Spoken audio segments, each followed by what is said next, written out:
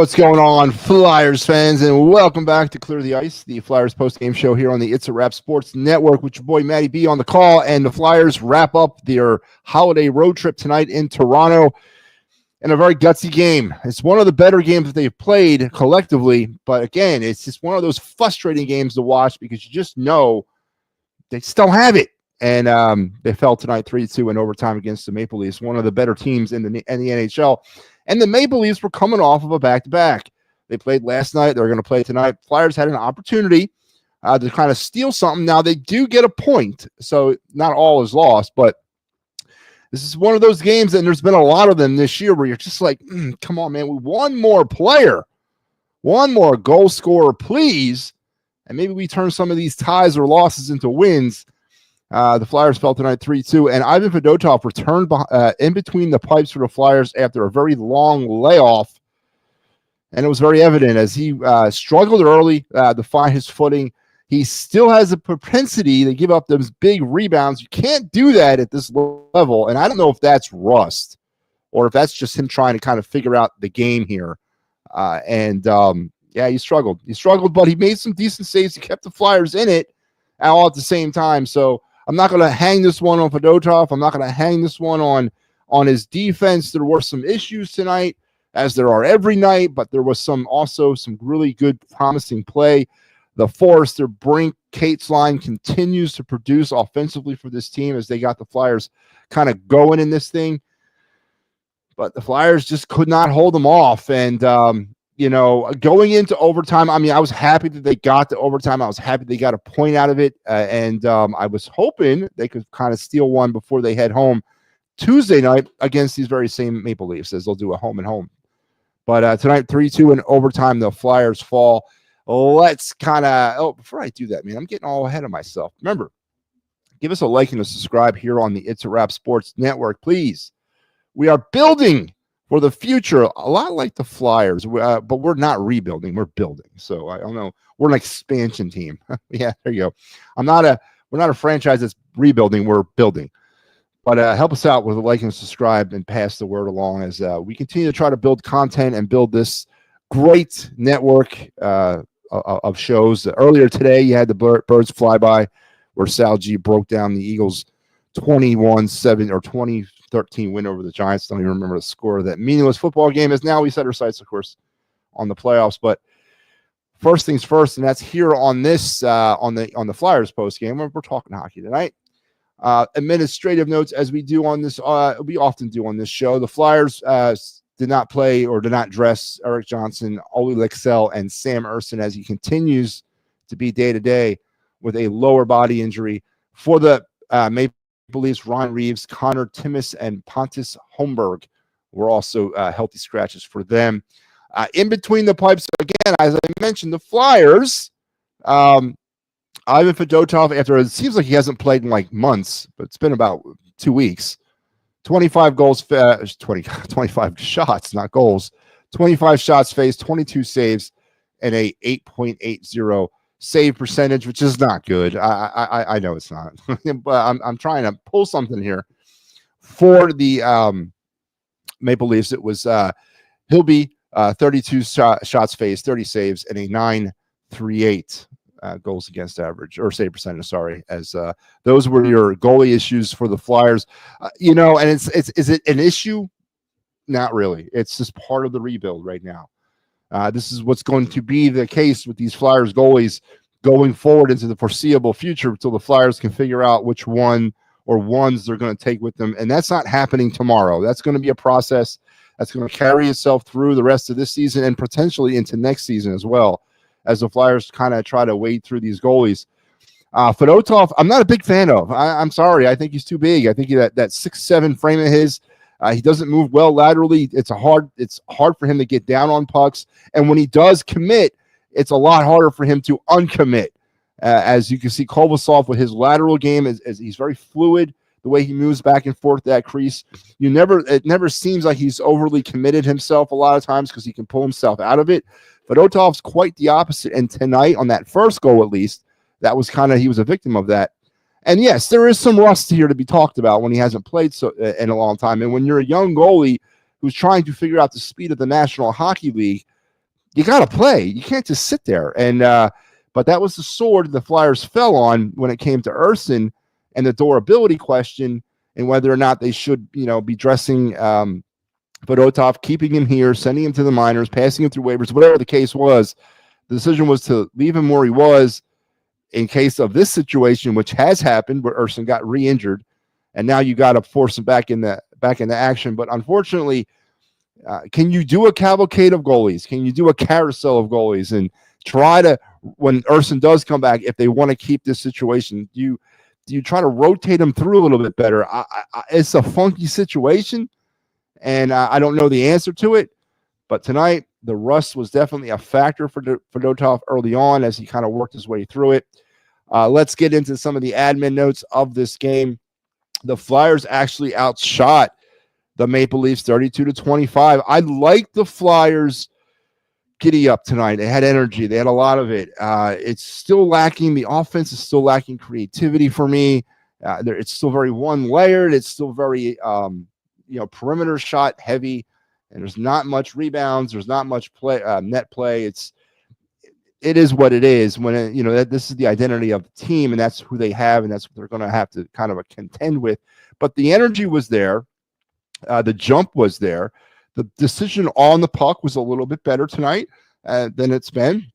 I'll give you that. It showed in the shots. The Flyers did outshoot the Maple Leafs. They spent a lot of time in the Leafs zone. They jumped on a team in the Maple Leafs that were probably tired from playing last night, and they tried to take advantage of that. But when you're a team like the Flyers, you do not have high-end talent. This is the result of playing a team like the Maple Leafs it's riddled with high-end talent. And even though they're tired, they still play hard against a young up-and-coming like the Flyers.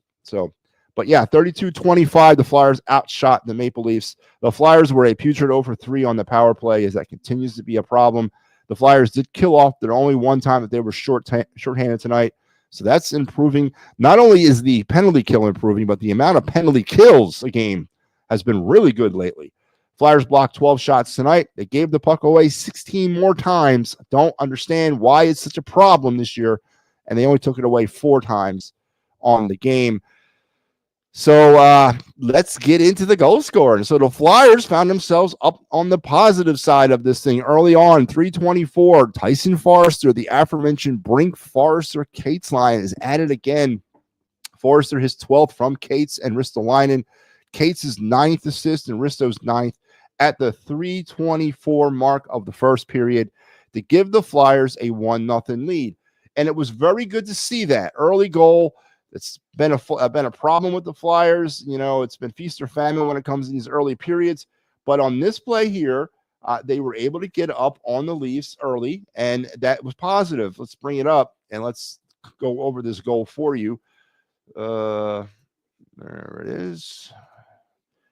So the Flyers, first things first, I don't know what's going on over here. I don't know if somebody got hit in the face with a stick.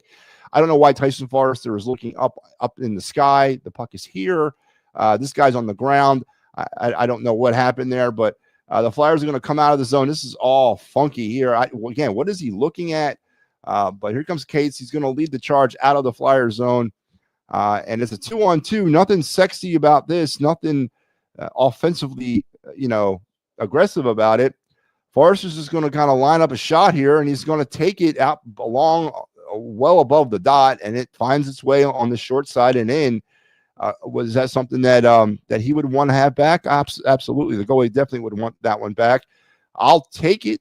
It's not sexy. It's not creative, but it's a goal. And obviously in that type of situation, I guess in Forrester's mind, he was looking at a shot and a potential rebound. But even that, in my opinion, the rebound would still have been kind of contested because, as I said, it was a 2-on-2 play. There was no odd man rush or anything like that. But, you got to try to create, and you got to try to put pucks on net. And that's what happened. The Flyers did that, and they get rewarded with the Forrester goal there to give the Flyers the early 1-0 lead.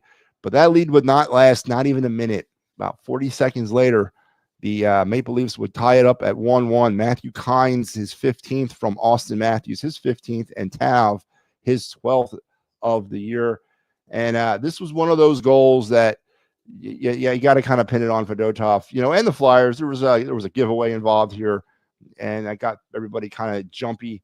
And then the goaltending mechanic here was terrible, as Fedotov looked really out of position, really like beat, like bad. Like, I don't know, he didn't know what he was doing. Let's bring that up.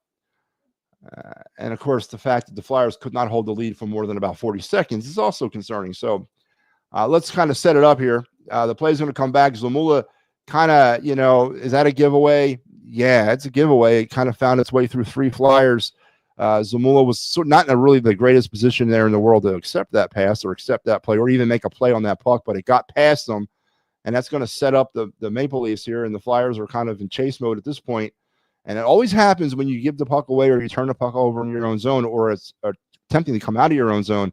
It sends your defense into a Keystone Cop mode. It's going to be another innocent shot from way out in the point. Fedotov gives up the rebound right off his skate, and then he just sort of out of position. Konechny kind of loses track of Keinzer going in behind him, and it's 1-1. Am I necessarily going to give that on Fedotov? Let's rewind it here, because again, it's the rebounds or the problems here. You can't give up big, fat, juicy ones like that. Konechny's got to do a better job too of understanding what's going on around him. He was out of position from the very beginning. He's not even paying attention if there's anybody coming in behind him, and it's just a gift. It's right on Kynes' stick, and he buries it here. But you just listen. The shot initially from the point kind of went through some traffic. It might have actually even changed direction at some point within that traffic. It ends up catching Fedotov in the skate, which causes a weird heavy rebound out to Kynes. Is all that in the factor there too? Yes, but again, you just can't give up the fat rebounds, and you got to do a better job defensively, as Fedotov was out of position completely. Tries to recover, but Kynes is able to put it through. 1-1 at this point now, as we have a tie game. But the Maple Leafs would not be done, as they would take the lead 2-1 at the 18:52 mark. One of those infamous late period goals. You never want to give them up, folks. The late period goals suck, as the Flyers are victimized here. It's Larson's 12th from Lorenz's 4th and Dewar his 3rd at the 18:52 mark to give Toronto the 2-1 lead. This is another questionable type goal here. Let's bring his bad boy up for you. Bring it up. Oh, so the Flyers on this play, we got a zone entry. Yeah, I mean, it's nothing that I'm going to get scared about here, but we got a zone entry here. Travis Sanheim doing his very best. The puck's going to be shot on net, innocent enough. But what do you see? What do you see? It's the biggest rebound I've ever seen in my life. Terrible rebound. It's like junior league, like junior hockey bad rebound. I mean, it literally pinballs off of Fedotov right back out in front. But the Flyers at this point have it pretty well defended, but for some reason, he's going to sneak in there, and everything collapsed around Fedotov. Fedotov then kind of did something weird. Let's bring it back here, because it looks like he kind of didn't really recover correctly from the initial shot.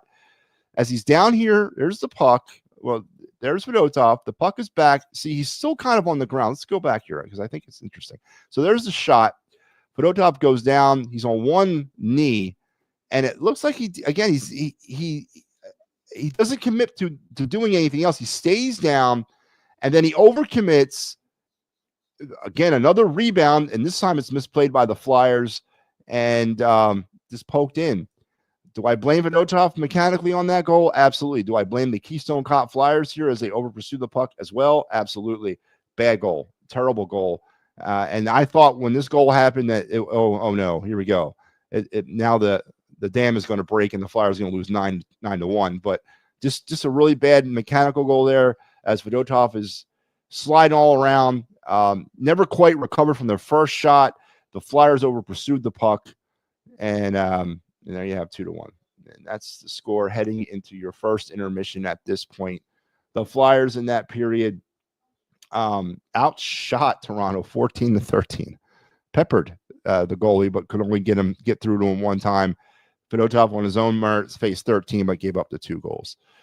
In the second period, Scott Lawton would get the Flyers back even at 11:08. A nifty, pretty goal initiated by the captain, Sean Couturier, his 12th assist, and Ristolainen, his 10th of the year. Gets the Flyers back even in this game. Sean Couturier showing off that some offensive skills that he might have left in the tank here. Let's bring it up. Nice little stick work by the captain on this play. I got to give him credit where credit's due. You got to do that, especially to the captain. He does a lot more than just score goals, the captain. So let's bring it up. All right, so we're going to get a giveaway for the Flyers. Wow, as the puck goes around on the board, as you can see, it's misplayed here by the Maple Leafs, and it's going to go right back into the hands of Sean Couturier as he's going to take control of it along the boards, do a nice little nifty stick move right here, get around his defender. Take a look at Lawton, and here's Lawton right here. He's coming in off the wing. Couturier sees him all the way. Beautiful pass through the goal mouth, and boom. That's pretty. That's veteran savvy goal right there between 2 players know what they're doing, regardless of their skill level and diminishing skill level, if you will. And I'm not the biggest Scott Lawton guy, but this is a pro play by 2 pros. As you can see, Couturier, we got Lawton going to the net. Couturier, he sees him all the way. He's waiting for his level. Good decisiveness with the puck, and a beautiful backdoor goal there by Scott Lawton to tie things up at 2 and give the Flyers some new life in this game at about midway through the second period. So good for the Flyers, and that would be it, man. Let's talk about the second period. It was 9-5 Flyers in the shots in the second. No goals scored in the third. 7-5 Flyers outshot the Maple Leafs in the third period.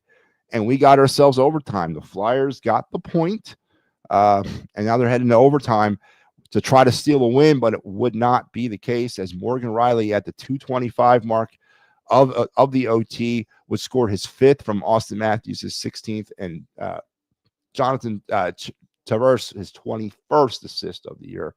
And let's bring up that. This is one of those, this happens all the time in overtime when you're skating 3v3, you don't capitalize on your offensive end. You give up the puck along the boards. It turns into an odd man rush going the other way. Happens all the time in 3v3 overtime, and the Flyers were just caught on this one. And let's bring it up and let's roll it here. So the Flyers, this is a turnover or a pass up the half wall. Sanheim's going to get caught here 2-on-1. Slowly developing play with Sanheim, but yeah, I'm not going to really discredit Sanheim. He did what he had to do here. You got to try to keep the guy in front of him, and you understand that you got a goalie back there that's supposed to do better than this. It's a clean look, and it's right through the 5-hole. So Fedotov at this point, kind of his 2 most major flaws, in my opinion. It's the rebound situation with him, and it's the fact that he, with his 6'7" frame, it's hard for him to keep things bottled up underneath, and he leaves that 5-hole open all the time. That was his problem, when he first kind of started playing earlier in the season. He hasn't really rectified it yet, and the 5-hole was wide open there, and the Maple Leafs took advantage of it. Morgan Riley, his 5th, as I mentioned, from Austin Matthews, and Traverse, his 21st. So, is there anything to take from this? It's a point, and the Flyers are done with the heinous ass road trip. By the way, no more 10 o'clock games for the Flyers. I haven't mentioned that to you, but no more 10 o'clock game starts for the Flyers for the rest of the season, unless, of course, well, no, they won't even have those in the finals. But that's a good thing. But the Flyers are done now with that 6-game road trip that took them through Southern California, the desert of Nevada, and to Ontario, Canada, is now over with. They'll come back tomorrow or Tuesday against the Maple Leafs as they'll finish the home and home and have a little bit of a home cooking of their own here, about 4 games at home before they have to head out on the road. Then after that, it's all localized. It's Columbus, Jersey, New York. It's localized trips. So Flyers get a little bit more stability here in their life. And I'm not using it as an excuse. I'm not doing that. I'm not going to use the whole they haven't seen their mom in 2 weeks excuses. Some of our colleagues here on this network have used before, but it's a road trip that's over, and that's good. And the Flyers got a point out of the road trip, out of the game tonight. So little stat pack action here for the Flyers so far. Now 40 games in. Tomorrow or Tuesday against Toronto, we will hit the midway point of your 24-25 season. Flyers now 17-8-5 for 39 points, 17 for 110 now on the power play for about 15.4. The Flyers have been short 107 times. They've killed 87 penalties for 81.3. 119 goals now for the Flyers. That drops them under 3 a game. They were hanging out 3 for a couple games, but now they're back under 3 a game at 2.9. They've given up 140 goals, and that's been elevated up to 3.5. 1,095 shots for the Flyers as they're closing in on 1,100 shots on the season, 27.3 a game. They've now given up over 1,100 shots at 1,101, 27.5 for the season. 5-3 now in standard overtime play, 3-2 in the shootout, 6 shootout goals, just the 2 shorthanded goals so far, 225 takeaways for 5.6 a game, and 581 giveaways for 14.5 or 14.5 giveaways a game. What is going on there? Somebody got to tell me, man, because this is out of control. It's been out of control since the beginning of the season. The Flyers have eclipsed by a long shot their entire giveaway total of last year already, and we're 40 games into the season. And they're about 120 over what they gave up last year in giveaways. Absolutely amazing. The Flyers blocked 12 shots tonight, so 722 now on the season for 18 a game. Mitchkov, quiet. Mitchkov's been quiet. No goals, no points, nothing for him tonight. Since 2021, 2022, the Flyers are 111 for 816 on the power play for 13.6%. And I am now 10-9-4 as your host of the Clear the Ice Power Program here on the It's O-Rap Sports Network. And as you say, and we say this a lot, and I'm not saying it's a moral victory. I am not going to say that because I won't use that excuse, and I won't use that excuse ever. But I was impressed that the Flyers had the giddy up that they had with the Maple Leafs tonight. I do think that there was a lot to this giddy up thing because the Maple Leafs played last night. I'm not going to give it all the credit to the Flyers. Toronto is a Stanley Cup contending team. They are, and the Flyers are not. But the Flyers not only skated with them, but they took the play to them at times. It's just lack of creativity with the offense. You saw the 2 goals the Flyers did score tonight. The Couturier goal was beautiful. But the first goal, the Forrester goal, the Flyers score a lot of goals in 2024-25 like that. Perimeter or above the perimeter type shots. They either find the 5-hole, they find the near side or short side. And it's part of the game. I'm not downplaying it.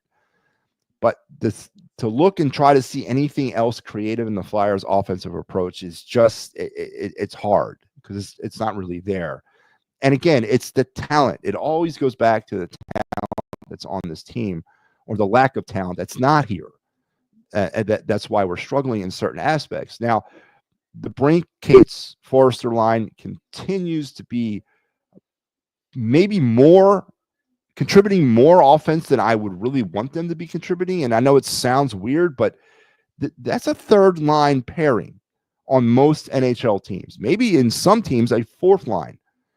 And it's supposed to be a complement to other scoring around the lineup. And the Flyers are not getting scoring from around the lineup. They're using that line as their primary scores. And again, that's great, but it's also a snapshot of what ails this team, that they're not able to get more scoring consistently from other combos or other groupings on the team. But another goal by Forrester tonight as he stays red hot. That line stays red hot, and that's definitely a positive thing to see. And maybe we can get some other line waking up here. I don't know what's going on, Mitchkov. He's kind of hit a wall here.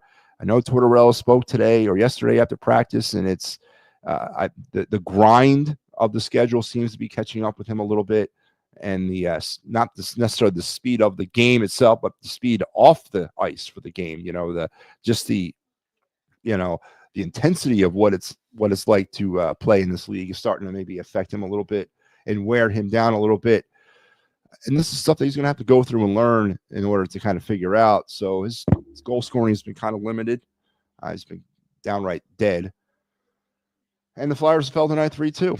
So on the season, as I said, the Flyers, I think I already told you what the record was, right? 17, 18, and 5. Is that what it is now? Yeah, 17, 18, and 5. And the Flyers will return home on Tuesday night to play the Toronto Maple Leafs to finish the home and home and then start a little bit of a mini homestand of their own.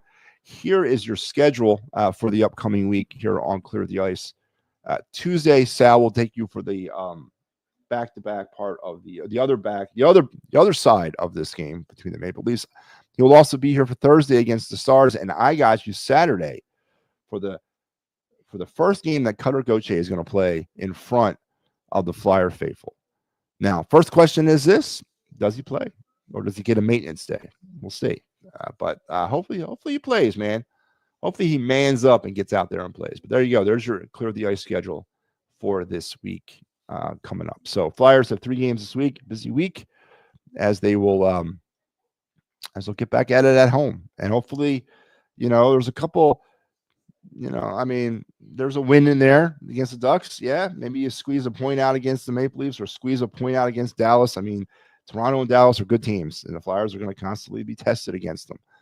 How they do, we'll see. But tonight, Flyers fall 3-2 in overtime, end the 6-game losing streak on a somewhat positive, or not 6-game losing streak, but 6-game road trip on a, I'm not going to say negative note, I'm not going to say positive, but they got a point. And you know what? I'll take it where I can. And I'm not going to do a turning point of the game because honestly, for me, the turning point probably would have been that immediate answer of the Flyers' first goal when Toronto tied it up less than a minute later. I think that was the turning point for the Flyers negatively in this game. They were feeling pretty good about getting the lead, and then they coughed it up there very early. So I'll go with that as my turning point. But there you have it. There's our post-game show tonight. Flyers lose 3-2 in overtime. And in the immortal words of the late, great Gene Hart, good night and good hockey.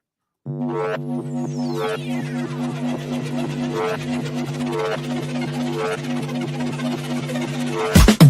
been coming up hot for a minute. Everybody know the drop when I'm in it. I drop the top when I'm in it. Everybody know the drop when I'm in it. Yeah, I go so yo. Everybody know I'm on. You know when the click through to the send this possibly it's so big fun.